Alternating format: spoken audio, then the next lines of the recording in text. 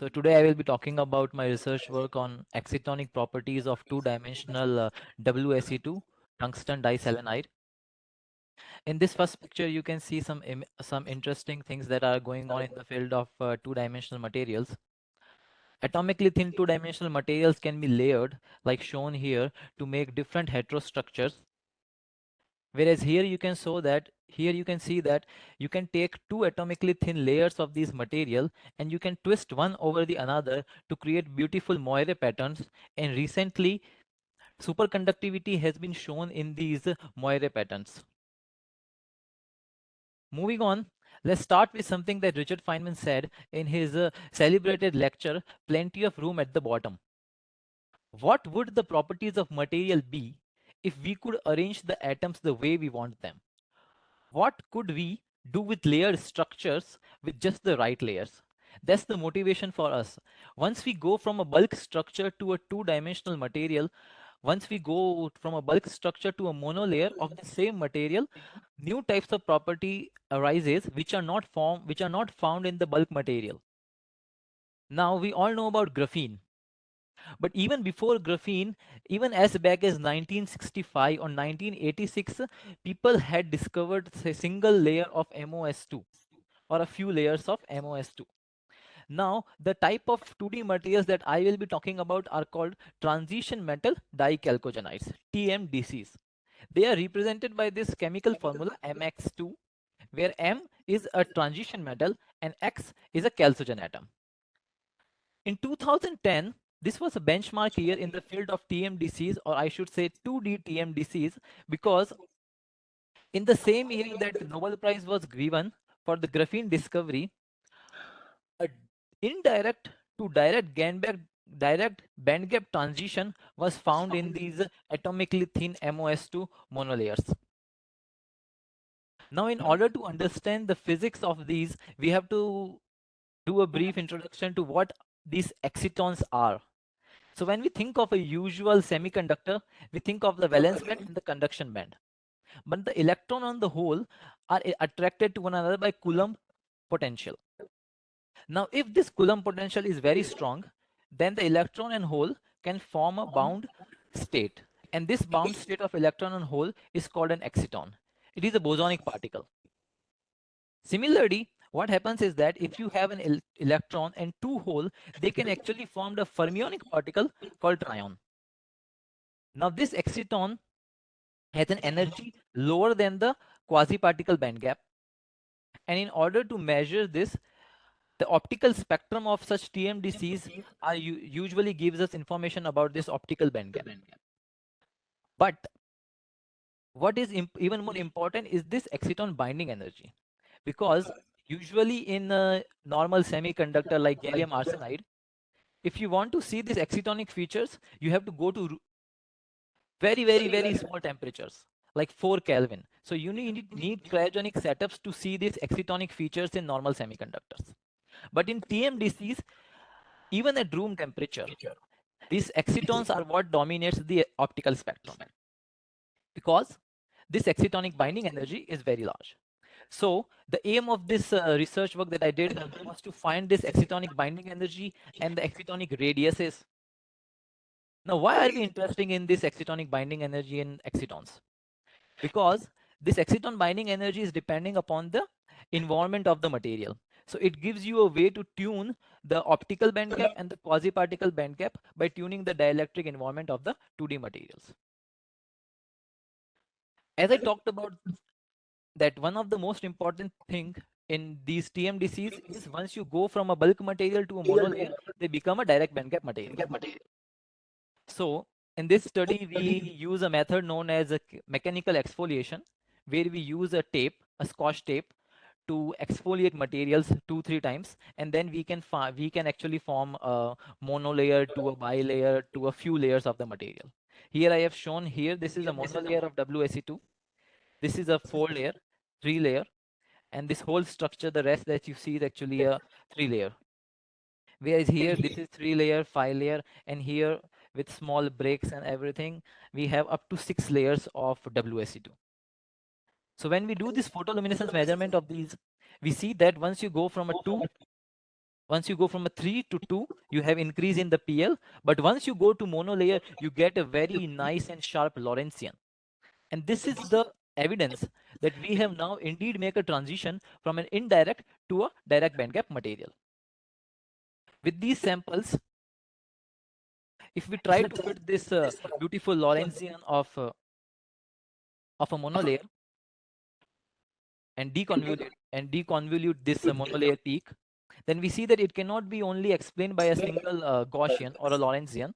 We actually need to fit one more peak to it, and this is the signature of the trion at the room temperature. As I mentioned, that if we know this this energy level, which corresponds to 1.644, and if we know the trion energy, then we can indeed find out the binding energy for the trion. And for our case, we found that 24 MeV was the binding energy for the trion. As I mentioned, that we were able to exfoliate up to 1 to 6 layers of WSE2. Here you can see that how does the indirect band gap changes once you go from 2 to 3 layer and up to a bulk. So for example, if you start from a bulk and if you go to a 2 layer, this is how your indirect band gap changes. Whereas once you go from 2 layers to a 1 layer, you make the transition from an indirect to a direct band gap material. Now, moving forward, if you want to study the, just as like a hydrogen atom, this exciton also has higher energy states. And in order to get information or to study this state, we carry out something called micro differential reflectance study. Why micro? Because we use a very small objective of like a 50x or 100x to be able to measure to have a very small point, very small beam spot. So the reflectance in these materials is directly proportional to absorptions. So by doing reflectance measurement, you actually get information about the absorption in these materials. So by doing this, we see that for a 2 layer and a 1 layer, we see that we have the direct band gap peak, which is the A exciton, and B exciton, C exciton, and D exciton. But close by to A exciton, we have this hump, and we say that this hump is due to the excited state of this A exciton. And in order to get more information about this region, we carry out the derivation of this region by downsampling the data collected. From where we see that it resolves some peaks such as this peak, this peak, this peak, and these two peaks, out of which one of is the 3s state. This is the 2s state, 4s state, and 5s state. By using these 4 and 5s states, we were able to find out the quasi-particle band gap. And in order to do so, you can see that here we have assumed that this mu, which is the reduced mass of the exciton, and this epsilon are both the same in this both equation. So they can be actually cancelled out. And then you just get a very simple equation where the band gap, you get a band gap of 1.957 electron volt.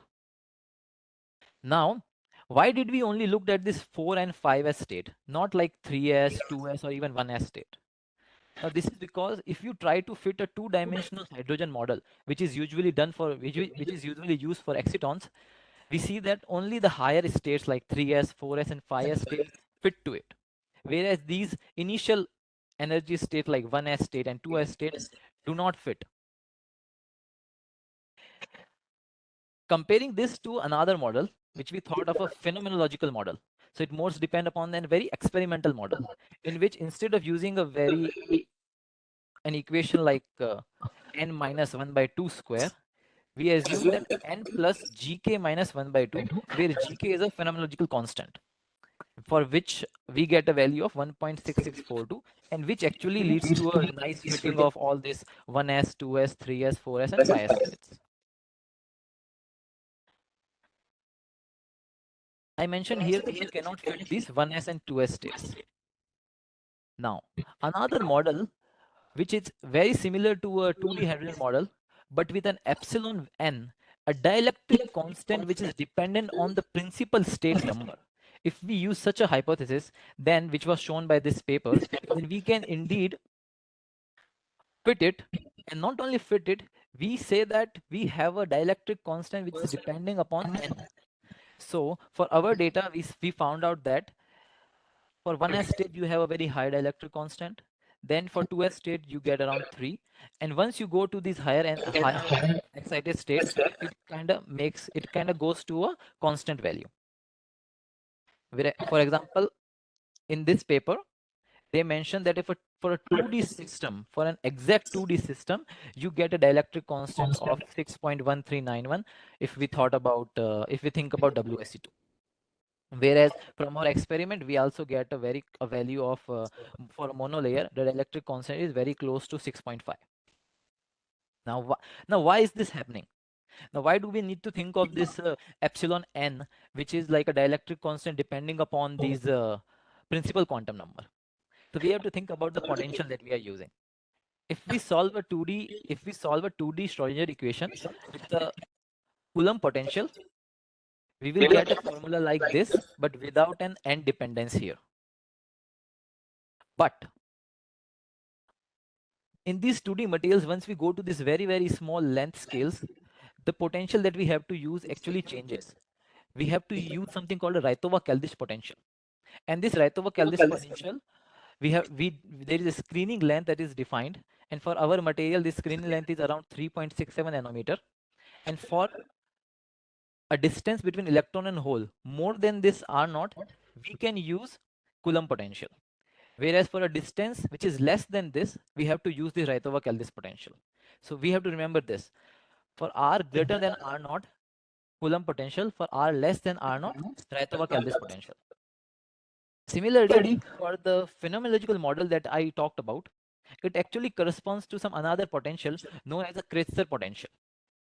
For example, in this paper, they have shown that for a Kretzer-like potential, one indeed get an energy spectrum which is like this. Now, in our experiment, we found out for all these quantum numbers, what are the PL. From PL, we found out what is the photo energy. And by doing this quasi-particle band gap measurement, we could find out what are the binding energies. And the binding energy for 1s state is as high as 0.284 electron volt or 284 MeV. Whereas this is another interesting thing that we have found out, that the relative dielectric constant goes from 6.49 to 2.45. Like for very high energy states like 1s and 2s, it's very high. Then it kind of becomes a constant value to 2.05. And now the most important part is the radius of the excitons. I mentioned this screening length of 3.65 nanometer. So once you go more than 3.65, which is close to 5, you can indeed use a Coulomb-like potential. And that's why for these higher energy states, you have a constant or a value of dielectric constant near 2, which is a constant. Because now here, we can indeed use a Coulomb-like potential. Whereas for these higher energy, for initial states, like 1s and 2s, one indeed has to use a Raytova-Keldysh-like potential, and which is again shown by the radius for 2s state, which is 5.01, and the screening length, which is around 4 nanometer. You can also like compare these results with experimental results from another study called magnetophotocurrent spectroscopy, where the only difference is they have less binding energy than us. The fact that which is because they were having their monolayer encapsulated in hexagonal boron nitride, up and like top and bottom hexagonal boron nitride, whereas for us we have air and a polymer called PDMS. Now this 2.05 seems like a very small dielectric constant. Now we looked at another literatures, and we found out that similar dielectric constant has been found for MOS2 monolayer like 2.8 and 4.2, and the binding energies, for example, we found was 284 MeV. And in this study, they found out that the WSC2 on a polymer, a binding energy of 270 MeV. So these, and even more than that, we also used something called a self energy model, and by that we found out that the binding energy approximately should be around 0.323, whereas our binding energy experimentally was 284.